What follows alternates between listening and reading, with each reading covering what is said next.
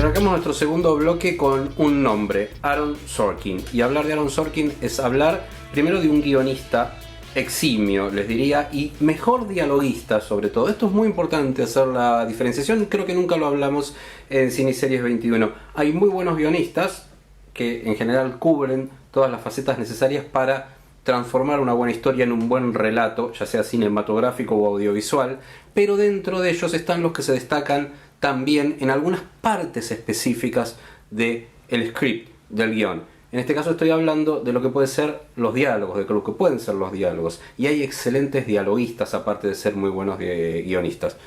Un caso muy conocido es el de Quentin Tarantino, más allá que uno puede decir que tiene una cierta monotonía temática, pero bueno, hay un estilo también en hacer atractiva esas conversaciones. Les diría, esa sería una diferenciación banal, pero como para entenderlo, hacer atractivas esas conversaciones livianas, esas conversaciones cotidianas. Bueno, Aaron Sorkin es uno de ellos y nos entregó esa perla hace muchos años, ya para muchos, les diría, alguna de las mejores series de todos los tiempos de la televisión reciente, que es The West Wing. Ninguna serie ha marcado con tan buen timing lo que son los pasillos y las internas políticas dentro de la Casa Blanca, ¿no? Y de alguna manera todo lo que rodea la lucha por el poder adentro y afuera, la humanidad de los personajes dentro de eso, encabezada en ese presidente a cargo de Martin Sheen, pero que tuvo personajes. Y esta es otra de las características de los relatos de Aaron Sorkin, ¿no?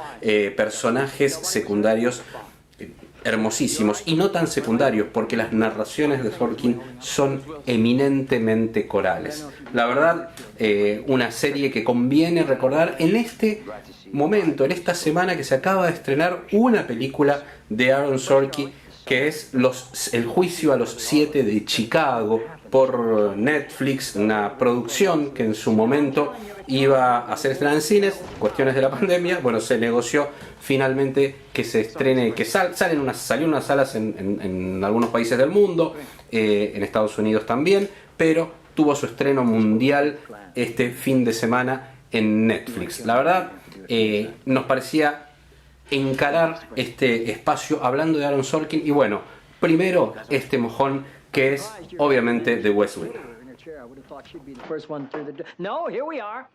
Varios años después, en lo que fue la última década, llevó adelante, se metió de la misma manera que metía la cámara y las historias, esas relaciones interpersonales en el marco de una estructura institucional destacada, lo hizo en un noticiero exitoso en una cadena con base en Nueva York, en los Estados Unidos. Estoy hablando de The Newsroom, 3 temporadas, las pueden ver, estas sí, en HBO, en el servicio de on demand de HBO, en el país que estén, en HBO Go, en el caso de que estén en Latinoamérica. Bueno, la verdad también una delicia con ese Will McAvoy interpretado magistralmente por un actor que a mí me encanta, que es Jeff Daniels. Ahí sí, quizás con una impronta más fuerte, pero también con una narración coral, ¿no? Todas esas relaciones interpersonales, pero también las luchas políticas detrás de lo que es la noticia de televisión y cómo imprime la coyuntura o cómo vale la coyuntura alrededor de las noticias en televisión, de los programas de noticias y sobre todo cómo ha mutado en lo que es la segunda década de este nuevo siglo la transmisión de las noticias en televisión. Todo eso está más que bien trabajado, con algunos capítulos espectaculares en The Newsroom, también con la marca de Aaron Sorkin, en este caso para HBO. I was fighting the good fight. How's it going so far? Progress is slow, but I'm in it for the long haul. Y acá estamos viendo imágenes de lo que fue el especial de The West Wing, así se conoció como el West Wing Special, un especial de 1 hora. Esto salió en HBO Max la semana pasada en los Estados Unidos, en lo que se reunió el casting de esa West Wing original. Pasaron los años, para todos pasan los años, ahí pueden ver a los actores, pero fue muy emotivo esto, ¿no? Básicamente, ¿en qué consistió este especial? Que esperemos que llegue al resto del mundo también y se pueda ver por los diferentes servicios de HBO. Va a suceder, todavía hay algunas fechas que no están confirmadas. Bueno, se reunió todo este casting y de alguna manera lo que hizo fue ir sobre un episodio y se le hizo una lectura, como si fuera una lectura de preproducción de un episodio clave de la serie. ¿Cuál es ese episodio? En el cual se hablaba de la importancia de votar y de tener elecciones libres. Obviamente, este era un episodio preparado para este momento histórico y político en los Estados Unidos y tenía que ver con que faltan menos de un mes para las elecciones también en ese país. Entonces habían pedido que de alguna manera esto tenía que emitirse en este momento. La verdad, una delicia de actuaciones, de tono, de delicadeza y sobre todo muy emotivo para quienes amamos esta serie. Y ahora sí nos concentramos en El juicio a los 7 de Chicago, la película que se acaba de estrenar este fin de semana en Netflix. Terminó negociando Aaron Sorkin con que se estrenase vía Netflix porque era necesario para él estrenarla en este marco de preelectoral de los Estados Unidos y no podía esperar a que se abriesen todos los cines, ¿no? Entonces, bueno, por eso él quería llegar a la mayor cantidad de público. Es su segunda película como director. Él va a cumplir 60 años el año que viene. Es recién su segunda película como director porque se concentró, siempre fue un tipo que trabajó mucho más el tema de los guiones. Se destaca por guionistas, por ser un guionista. No obstante, esta película se focaliza en un hecho verídico en fines de la década del 60, en el año 68, donde confluyeron en Chicago, frente al edificio donde se iba a realizar la convención del Partido Demócrata, diferentes corrientes de activistas. Estaban, por ejemplo, los activistas más de perfil universitario, de socioeconómico alto, liderados por el personaje que hace Eddie Redmayne, una excelente actuación realmente, y por ahí los de costado más hippie. Todos con un mismo objetivo, que era protestar por la intervención de los Estados Unidos en la guerra de Vietnam. Obviamente estos 7 eran líderes en esas diferentes agrupaciones y son tomados como ejemplo por un gobierno que comenzaba, justo se ocurren disturbios, hay una represión tremenda y estos 7 son, por un lado se los acusa, se les ponen cargos realmente muy fuertes que los podían llevar a 10 años de prisión y cuando comienza el juicio había habido un cambio de gestión, un cambio de gobierno y de alguna manera cambio de fiscalía también y se intentaba ejemplificar a lo que sería la población con que esas cosas de izquierda no se podían llevar adelante. Bueno, la magistralidad que tiene esta película está de la mano de los diálogos, de cómo lleva adelante sin solemnidad, y esa es la mayor virtud de Aaron Sorkin, esos diálogos filosos, cargados de contenido, y la edición muy buena que tiene, realmente tiene una muy buena postproducción donde la película dialoga constantemente y va construyendo como una suerte de rompecabezas a partir del montaje, y diferentes situaciones se contestan y se responden entre sí.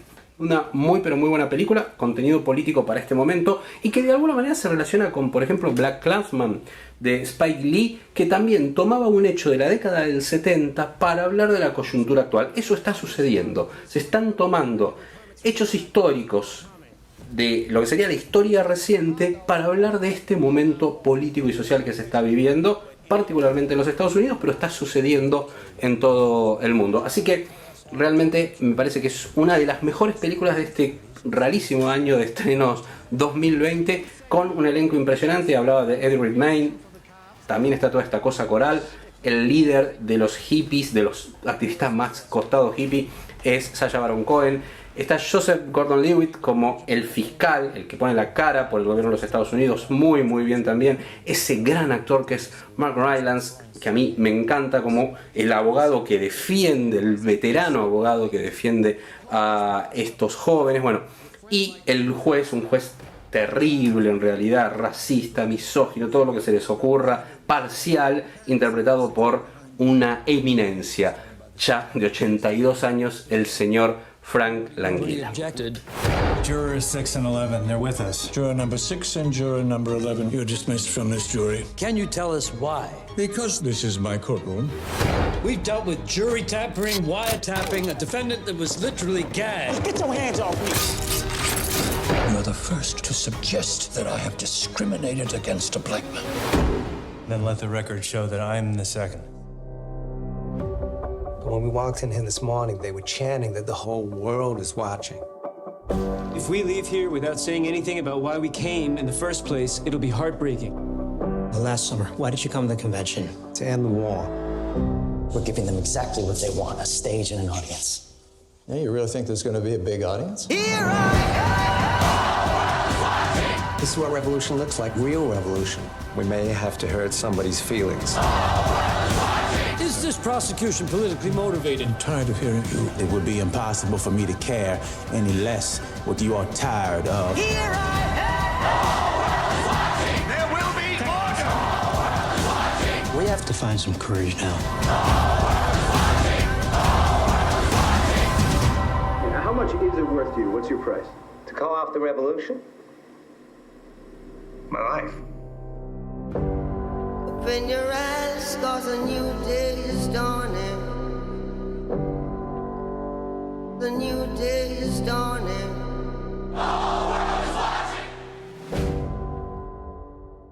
Y la otra película que tiene como director Aaron Sorkin es una película de hace unos pocos años también, que tiene como protagonista a Idris Elba, a Jessica Chastain, tiene una participación importante de Kevin Costner, es La apuesta maestra, Molly's Game, también basada en un hecho verídico de esta mujer que de alguna manera de empleada, de alguna manera de en las casas de apuestas termina convirtiendo todo un negocio de apuestas ilegales, pero a la que acudían grandes nombres de la política y de Hollywood de los Estados Unidos. Cuando eso se desmorona y se mete el FBI, se mete el gobierno, bueno, ahí empieza ese juego de tensión entre a quién se delata, quién era responsable, también con un discurso muy de época, muy interesante, de una mujer que de alguna manera enfrenta al machismo reinante y que tiene que salir adelante para, bueno, básicamente subsistir en este siglo XXI. Realmente es una muy pero muy interesante película. You don't have bargaining power here. You are unimportant. You know how many witches were burned in Salem? How many? None. They didn't burn witches, it's a myth. They hanged them. The humiliation had given way to blinding anger at my powerlessness. I wasn't gonna wait before I put a plan in place. I'll be hosting a game in this suite every Tuesday night. First buy-in, $250,000. That's gonna make noise. Let's play. I spent 8 years in Hollywood and 2 years in New York running the world's most exclusive and decadent man cave. Have you seen the other names in your indictment? Come on, Marty, just how deep into the Russian mob were you? Your exposure's crazy. You got 2.8 million on the street right now. You're gonna get blown up. You managed to build a multi-million-dollar business using not much more than your wits. I'm about to be charged in federal court. Well, nobody's perfect. There's a new offer on the table. Complete immunity. We hand over the hard drives. You've seen what's on those hard drives. Families, lives, careers will be ruined. Why are you in this alone? Where are the people you're protecting by not telling the whole story? I'll tell them everything they want to know about me. About me. That's it.